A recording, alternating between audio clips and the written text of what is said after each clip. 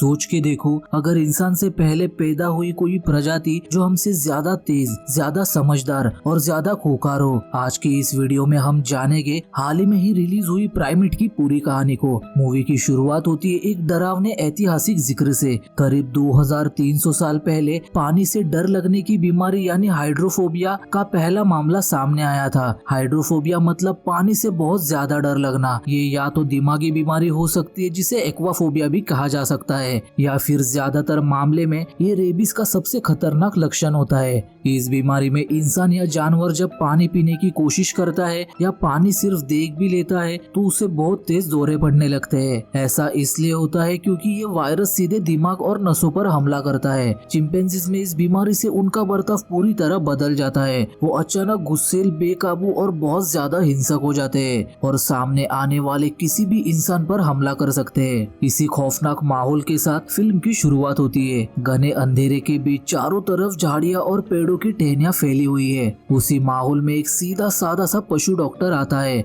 वो एक बिल्कुल सिंपल काम के लिए आया था, बेन नाम के एक चिंपैंजी को डोज लगाने। छोटा सा बेन पहली नजर में बहुत प्यारा और मासूम लगता है, जो चुपचाप बैठा हुआ था। इतना शांत कि शक होने लगे, लेकिन उसकी ये मासूमियत बस कुछ ही पलों की थी। अचानक बिना किसी इशारे के बेन डॉक्टर पर हमला करके उसे मार देता है। ये मंजर इतना डरावना था कि देखने वाला कांप जाए। इसके बाद कहानी को समझने के लिए खबरों की रिपोर्ट दिखाई जाती है। इसमें बताया जाता है कि चिंपैंजीज अब इंसानों की तरह 300 शब्दों तक समझ और उसे बोल सकते हैं। इसी वजह से लोग उन्हें अपने घर में पालतू जानवर की तरह रखने लगे हैं। इसके बाद हम देखते हैं 35 घंटे पहले का वक्त, यानी उस घटना से पहले जिसमें उस डॉक्टर की जान चली गई थी। इधर हम देखते हैं एक जवान लड़की लूसी को, जो हवाई जाने वाली फ्लाइट में बैठ रही होती है अपने घर लौटने के लिए। फ्लाइट के दौरान जब लूसी अपने बहन एरन से फोन पर बात कर रही होती है, तभी एक लड़का गलती से उससे टकरा जाता है। वो अपना टेडी बेयर उठाता है और हंसते हुए उससे माफी मांगता है, जिसके बाद लूसी फिर से एरन के साथ बात करने में लग जाती है। एरन लूसी को बताती है कि उसके आने की सारी तैयारी हो चुकी है। कॉल खत्म होने के बाद लूसी अपनी सबसे अच्छी दोस्त केट से बात करती है और डिसाइड करती है कि वो वीकेंड पर केट के घर रुकेगी। थोड़ी देर बाद केट की दोस्त हैना वहाँ आती है और फिल से बात करने लगती है। फिल रू का दोस्त होता है, वही लड़का जो पहले लूसी से टकराया था, और वही हैना का सामान उठाने में उसकी मदद भी करता है। अब हैना उसे पसंद करने लगी थी तो वो उसका फोन नंबर मांग लेती है। हैना लूसी से कहती है कि वो उसे असाइन की हुई जगह पर बैठी है और फिर जानबूझकर बीच में बैठ जाती है ताकि सफर के दौरान दोनों से बात कर सके। जब वो लोग लैंड करते हैं तो केट का भाई उन्हें रिसीव करने के लिए पहले से वहाँ मौजूद था। वो तीनों को लेकर लूसी के घर आता है। घर पहुंचकर लूसी अपने पिता एडम से मिलती है, जो डेफ है और साइन लैंग्वेज के थ्रू बात करते हैं। उस वक्त एडम अपनी बुक के पॉसिबल पब्लिशिंग डील के बारे में बात कर रहे होते हैं, लेकिन काफी ट्राई करने के बाद भी वो डील फाइनल नहीं हो पाती, जिससे वो काफी फ्रस्ट्रेट हो चुके थे। लेकिन लूसी को देखते ही उनका सारा फ्रस्ट्रेशन गायब हो जाता है। थोड़ी देर बाद केट फॉर्मली हैना का इंट्रोडक्शन लूसी के पिता एडम से करवाती है और बताती है कि सब लोग वीकेंड के लिए इस घर में स्टे करने वाले हैं। बाद में केट का भाई भी वहां आ जाता है और यही से क्लियर होता है कि लूसी उसकी तरफ अट्रैक्ट हो रही है। आगे जाकर लूसी अपनी बहन एरन से मिलती है, जो काफी अपसेट है। लूसी का काफी टाइम तक घर से दूर रहना एरन को बिल्कुल अकेला फील करवा रहा था और इसी बात का गुस्सा और दर्द वो आज भी अपने अंदर दबाए बैठी है। अब माहौल को हल्का करने के लिए लूसी बेन को, यानी उस चिंपैंजी को, एक टेडी बेयर देती है, जिससे माहौल थोड़ा सा खुशनुमा हो जाता है। इस दौरान वो देखते हैं कि बेन एरन की टैबलेट का इस्तेमाल करके बात करता है। टैबलेट में एक ऐसा ऐप है जो लिखे हुए मैसेज को ऑडियो में कन्वर्ट करता है। इसके बाद वो लोग लूसी को सही तरीके से बेन से मिलवाते हैं। कुछ देर बाद हैना घर में थोड़ा घूमती है, जहाँ लूसी की कई तस्वीरें देखकर रुक जाती है। तभी केट का भाई वहाँ आता है और उसे बताता है कि लूसी की माँ कुछ समय पहले ही गुजर गई है। वो उसे ये भी बताता है कि उसकी माँ एक प्राइमेटोलॉजिस्ट है, यानी एक ऐसी साइंटिस्ट जो बंदरों और चिंपैंजियों जैसे प्राइमेट्स पर रिसर्च करती है, और दरअसल उन्हीं की वजह से बेन इस घर में आया था। इसके बाद केट का भाई फ्लर्ट करते हुए हैना को एक सिगरेट ऑफर करता है और थोड़ी बातें करने के बाद वहाँ से चला जाता है। लेकिन हैना वही खड़े होकर किसी गहरी सोच में डूब जाती है और उस पल के बाद हैना घर को और ध्यान से देखने का फैसला करती है और घूमते हुए स्विमिंग पूल के पास आती है कि तभी अचानक बेन उसके बिल्कुल पास आ जाता है। जैसे ही बेन की नजर पानी पर पड़ती है, ये साफ हो जाता है कि उसे पानी से डर लगता है, जो रेबीज का एक सिम्टम है। बेन की हालत बिगड़ने लगती है। वो जरूरत से ज्यादा पसीना बहाने लगता है, उसके मुंह से लार टपकने लगती है और उसकी सांसें भी काफी भारी हो जाती है। बेन हैना की तरफ अपना हाथ बढ़ाता है। जब हैना भी डरते हुए अपना हाथ उसकी तरफ बढ़ाती है तो बेन अचानक उसे काटने की कोशिश करता है। उसी वक्त एडम वहां आकर बेन को काबू करके वहां से दूर ले जाता है। इसके बाद एडम हैना को शांत करता है और समझाता है कि बेन ने ऐसा इसलिए किया क्योंकि वो उसे नहीं जानता, उसके लिए वो एक अजनबी है। एडम हैना को थोड़ी देर आराम करने के लिए कहता है। बाद में जब एडम बेन को उसके छोटे से बाड़े की तरफ ले जा रहा होता है तभी उसे वहां एक नेवले की लाश दिखाई देती है। ये देख एडम घबराकर बेन से पूछता है कि क्या उसकी आसपास के किसी जानवर से लड़ाई हुई थी। ध्यान से देखने पर एडम को बेन के बॉडी पर किसी के काटने का निशान मिलता है, इसलिए वो फौरन बेन को उसके पिंजरे में बंद कर देता है। अगली सुबह एडम अपने बच्चों को बताता है कि एक नेवला बेन के बाड़े में घुस आया था और उसने बेन को काट लिया। पूरी सावधानी के लिए उसने उस नेवले की लाश को जांच के लिए भिजवा दिया है क्योंकि हो सकता है कि उसने कोई बीमारी फैला दी हो। वो ये भी बताता है कि वो जल्द से जल्द पशु डॉक्टर लेमस्टर को बेन की जांच करने के लिए फोन करेगा और तब तक बेन बंद ही रहेगा। यहाँ ये पल काफी भावुक हो जाता है जब सब एक परिवार की तरह एक दूसरे के गले लगते हैं क्योंकि एडम को काम के सिलसिले में कुछ दिनों के लिए बाहर जाना पड़ता है। वो सबको अलविदा कहकर निकल जाता है। एडम के जाने के कुछ घंटे बाद हम देखते हैं कि सभी पूल में काफी मस्ती कर रहे हैं। बाद में हैना और केट का भाई एक दूसरे के काफी करीब आते दिखते हैं, जिसे देख लूसी साफ तौर पर जलने लगती है और उनके बीच में आकर हैना से कहती है कि वो प्लेन में मिले उन लड़कों को फोन करे जिन्हें वो इतना पसंद करती है। थोड़ी देर बाद केट की माँ का फोन आता है जो उसे मछलियों को खाना देने का याद दिलाती है, लेकिन फोन लूसी उठा लेती है। कॉल के दौरान अचानक केट की तबीयत खराब होने लगती है, इसलिए कॉल काट कर लूसी उसे तुरंत कमरे में लाकर बिस्तर पर लेटा देती है। इसी पल उनकी दोस्ती की गहराई साफ दिखाई देती है जब पता चलता है कि दोनों के पास आधे आधे दिल वाला एक नेकलेस है जो उनकी गहरी दोस्ती और बरसों की यादों का प्रतीक है। बाद में हैना अकेले केट के भाई से बात करती है। वो उसे बताती है कि लूसी उसे हमेशा इम्प्रेस करने की कोशिश करती है, लेकिन केट के भाई का कहना था कि वो लूसी को सिर्फ छोटी बहन मानता है। अपनी बात को साबित करने के लिए वो हैना के करीब आता है। इस बात से बिल्कुल अनजान की पीछे से लूसी सब देख रही है। शांत खड़ी लूसी उन दोनों को देख पूरी तरह टूट जाती है। इसी बीच डॉक्टर लेमस्टर बेन को देखने घर आते हैं और ये वही सीन है जो हमने मूवी की शुरुआत में देखा था। थोड़ी देर बाद कहानी केट पर आती है जिसे थोड़ा बेटर फील हो रहा था और ताजी हवा खाने के लिए वो घर में टहलने लगती है। तभी उसे टेडी बियर दिखाई देता है और इसी दौरान बेन वहां आकर गुस्से में केट को घूरने लगता है क्योंकि अब बेन पहले जैसा बिल्कुल नहीं रहा। डर के मारे केट छिप जाती है और लूसी को कॉल करके मदद के लिए बुलाती है। जब लूसी नीचे आती है तब तक बेन जा चुका था। तभी पूल की तरफ से चीख सुनाई देती है, इसलिए वो दोनों पूल के पास आते हैं। बेन कुछ पल के लिए शांत तो लग रहा था, लेकिन केट का भाई समझ जाता है कि बेन अब ज्यादा खतरनाक है। वो बेन को बांधने की कोशिश भी करता है लेकिन नाकामयाब रहता है। आखिर में लूसी उसे प्यार से सहलाकर शांत करती है और बाकी मौका देखकर बेन को बांध देते हैं। इसके बाद वो डॉक्टर को फोन करते हैं, लेकिन वो नोटिस करते हैं कि डॉक्टर के फोन की रिंग तो बेन के पिंजरे में बज रही है। उसी वक्त एरन वहां आती है और बेन को बंधा देख हैरान हो जाती है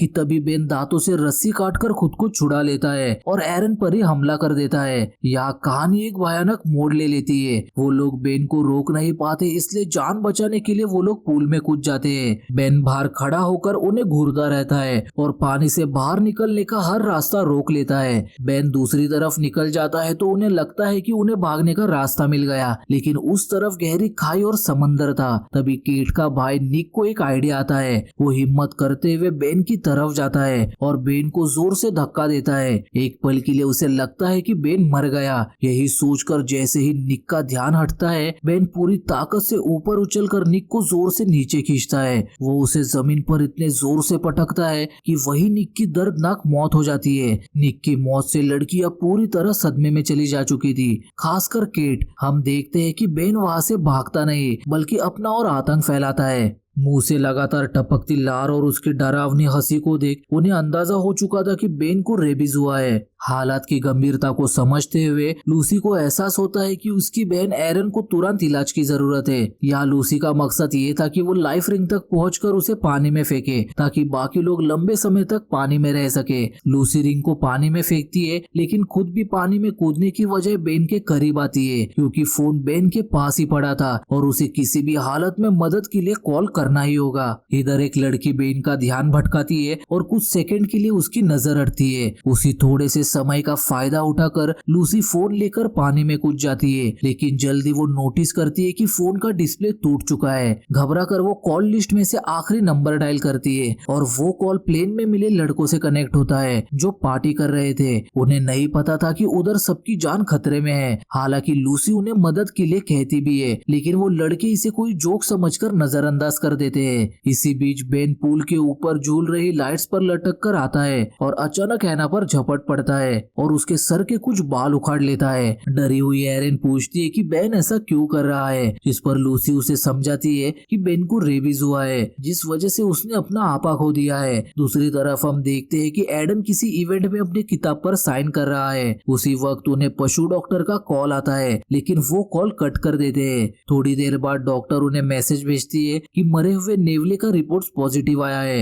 एडम डॉक्टर से कहता है कि हवाई में रेबीज नहीं होता, जिस पर डॉक्टर उससे कहती है कि हम नई टेस्ट करेंगे क्योंकि सैंपल ट्रांसपोर्ट के दौरान खराब हुआ रहेगा। लेकिन एडम की बेचैनी बढ़ते जा रही थी, इसलिए वो लूसी को कॉल करते हैं, पर वो कॉल नहीं उठाती क्योंकि लूसी का फोन तो इस वक्त कमरे में था। घर पर लड़कियों को एहसास हो चुका था कि अब उनके पास बचने का कोई भी रास्ता नहीं है। तभी उन्हें पता लगता है कि निक का फोन तो लिविंग रूम में ही पड़ा है, इसलिए लूसी और केट दबे पाव घर के अंदर आते हैं, लेकिन गलती से उनका पैर टीवी के रिमोट पर पड़ता है, जिससे टीवी चालू हो जाती है। टीवी की आवाज सुनकर बेन तुरंत वहां आता है। कोई रास्ता ना देखकर लूसी और केट वही क्लोजेट में छिप जाते हैं। बेन इतना पागल हो चुका था कि वो गुस्से में उस टीवी को ही तोड़ देता है। क्लोजेट में उनसे गलती से कुछ चीजें गिर जाती है और उस आवाज से बेन का ध्यान क्लोजेट पर जाता है। वो क्लोजेट में उन्हें ढूंढने लगता है, पर वो बेन को नहीं मिलते, इसलिए वो वहां से चला जाता है। इसके बाद लूसी पहले बाहर निकलती है और साइन लैंग्वेज का इस्तेमाल करके केट को वही छिपे रहने का कहकर बचने का रास्ता ढूंढने निकल जाती है। लूसी लिविंग रूम में पड़े निक के फोन से मदद के लिए कॉल लगाती है। तभी उसे सुनाई देता है कि बेन उस ऐप की मदद से कह रहा था कि लूसी बैड। ये सुनते ही लूसी का डर और भी ज्यादा बढ़ जाता है। वो देखती है कि बेन ऊपर ही बैठा हुआ है, जो उसे गुस्से में घूरे जा रहा था। लूसी इससे पहले भाग पाती, बेन नीचे कूदकर उस पर हमला कर देता है। लूसी को बचाने के लिए केट बेन पर एक डंडे से हमला करती है, जिससे उन्हें वक्त मिल जाता है घर से बाहर निकलने का। वो बाहर आकर फौरन दरवाजा बंद कर देते हैं, लेकिन बेन गुस्से में कांच को तोड़कर बाहर आता है। लड़कियां डर के मारे भाग ही रही थी कि बेन केट को पकड़ लेता है और उस पर वार करता है। जल्दी लूसी को पता लगता है कि केट उसके साथ नहीं है। केट की चीख सुन के जब लूसी पूल के पास आती है तो देखती है कि बेन एक पत्थर उठाकर बार बार केट के सर पर मार के बड़ी बेरहमी से उसकी जान ले लेता है। इसी दौरान हैना पूल से बाहर निकलकर एक रस्सी को बेन के गले में फंसाती है और लूसी के साथ पानी में कूद जाती है। दोनों पूरी ताकत लगाकर बेन को पूल में खींचने की कोशिश करते हैं, क्योंकि वो जानते थे कि बेन को पानी से डर लगता है और वो तैर नहीं सकता। लेकिन बेन अब भी उनसे काफी ज्यादा ताकतवर था। वो फिर से खुद को आजाद कर लेता है। इसी बीच एडम भी अपना काम खत्म कर लेते हैं। उनकी बेटियों की चिंता अब एडम के अंदर डर का रूप लेने लगी थी, क्योंकि उन्हें लग रहा था कि बेन को भी रेबीज हो सकता है। वही प्लेन के लड़के डू और फिल लूसी के दिए हुए लोकेशन पर पहुंचते हैं और लड़कियों को ढूंढने लगते हैं, क्योंकि उन्हें लग रहा था कि शायद बाकी लोग उनके साथ प्रैंक कर रहे हैं। इस बात से अनजान कि बेन उन्हें देख चुका है, जो चुपचाप उनका पीछा करना शुरू कर देता है। कुछ ही देर में डू एक कमरे में आता है, ये सोचकर कि शायद लड़कियां वहां होगी, लेकिन वहां उसे कोई भी नहीं मिलता। तभी उसकी नजर एक फोटो फ्रेम पर जाती है जहाँ लड़कियों के साथ बेन भी था। कि तभी अचानक हर तरफ सन्नाटा छा जाता है और डरावने माहौल के साथ एकदम से बेन डू के सामने आता है। बेन धीरे धीरे डू की तरफ बढ़ते हुए अपनी मौजूदगी से उसे डराने लगता है। डू शांत रहने की कोशिश भी करता है, लेकिन वो ऐसा नहीं कर पाता। डू अपनी चाबियां निकाल कर बेन के सामने हिलाने लगता है, इस उम्मीद में कि चाबियां फेंक कर वो यहाँ से भाग जाएगा, लेकिन उसका ये प्लान फेल हो जाता है। बेन चाबियों की तरफ ना जाकर धीरे धीरे उसी की तरफ बढ़ने लगता है। जब डू समझ जाता है कि बेन हमला करने वाला है तो वो डर के मारे बेन को गालियां देने लगता है, जिस वजह से बेन और भी ज्यादा चिढ़ जाता है। वो डू का मुंह पकड़कर उसका जबड़ा ही फाड़ देता है और अजीब तरह से उस जबड़े से खेलने लगता है। ये कहानी में सबसे शॉकिंग मौतों में से एक है। इसके बाद बेन फिल को ढूंढने निकल पड़ता है। उधर फिल लड़कियों को ढूंढ लेता है जो अब भी पूल में ही थी। लूसी उसे चुपचाप रहकर मदद के लिए कॉल करने के लिए कहती है, लेकिन फिल उसका इशारा समझ नहीं पाता और जोर जोर से चिल्लाना शुरू कर देता है। उसी आवाज आवाज को सुनकर बेन तुरंत वहां आता है, जो फिल को डराने के लिए डो का जबड़ा भी ले आया था। फिल खुद को बचाने के लिए एक फावड़े से बेन पर हमला करता है। हैना इसी मौके का फायदा उठाकर पुल से बाहर निकलती है और पीछे मुड़े बगैर अपनी चाबियां और फोन लेकर घर से बाहर निकलती है, पर गलती से वो अपनी कार की जगह उन लड़कों की कार में कूद जाती है। जब तक उसे इस बात का एहसास होता है, बेन उसके सामने आ जाता है, जिसके हाथ में उसकी गाड़ी की चाबियां थी,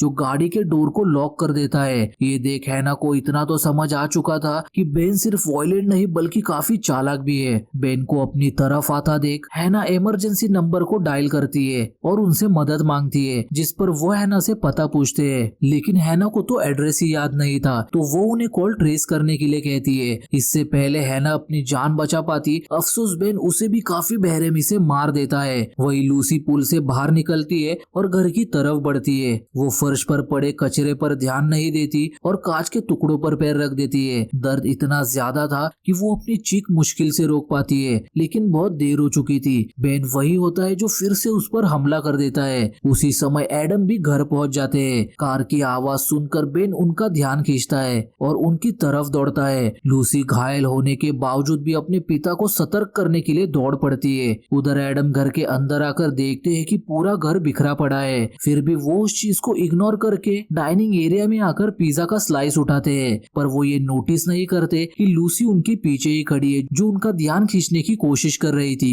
उसी समय बेन फिर से लूसी पर झपट पड़ता है। लूसी किसी तरह बेन से दूरी बनाए रखती है, पर बेन अपना दिमाग लगाकर शांत होने का नाटक करता है और धीरे धीरे लूसी के पास आता है और मौका मिलते ही बेन लूसी की कलाई तोड़ देता है। लूसी किसी तरह बेन के घाव को दबाकर सोफे के नीचे छिप जाती है। बेन फिर भी हार नहीं मानता और गुस्से में और भी ज्यादा लूसी तक पहुंचने की कोशिश करता है। तभी एरन वहां आती है और लूसी को बचाने के लिए बेन का ध्यान अपनी तरफ खींचती है। लूसी जानती थी कि अब बेन रेबीज से संक्रमित होने के बाद और भी ज्यादा वायलेंट हो चुका है, इसलिए एरन को बचाने के लिए वो अपनी सारी ताकत इकट्ठा करती है। इसी बीच एडम डू की लाश को देख डर जाते हैं और अपनी बेटियों को ढूंढने भागते हैं। एडम सीटी बजाकर बेन का ध्यान खींचने की कोशिश भी करते हैं, पर इससे भी बेन शांत नहीं होता, बल्कि वो लूसी को छोड़कर एडम पर ही टूट पड़ता है। अपने पिता की जान बचाने के लिए लूसी एक फावड़ा उठाकर बेन पर हमला करती है, लेकिन फावड़ा बीच में ही टूट जाता है। इसी बीच एडम को मौका मिलता है और वो एक टूटी हुई बोतल सीधे बेन के सीने में घुसा देते हैं। बेन को मरा हुआ समझकर एडम अपनी बेटियों के गले लगते हैं, पर ये शांति बस कुछ ही सेकंड्स की थी। बेन धीरे धीरे उठकर आखिरी बार उनकी तरफ दौड़ता है। लूसी समझ जाती है कि क्या हो रहा है और वो खुद को खतरे में डालते हुए अपने पिता और बहन को धक्का देकर उन्हें बचाती है। और एम वक्त पर एडम लूसी का हाथ पकड़ लेते हैं और अंत में बेन नीचे गिर जाता है, जिससे एक नुकीली लकड़ी उसके अंदर घुस जाती है और वही उसकी मौत हो जाती है। थोड़ी देर बाद हैना का कॉल ट्रेस करते हुए पुलिस वहां पहुंच चुकी थी। एरन को रेबीज के इलाज के लिए तुरंत अस्पताल भेज दिया जाता है, जहां डॉक्टर गारंटी देते हैं कि एरन ठीक हो जाएगी। और इसी के साथ ये फिल्म यहीं पर एंड हो जाती है। तो दोस्तों मिलते हैं हम अगली वीडियो में। Thanks for watching, bye.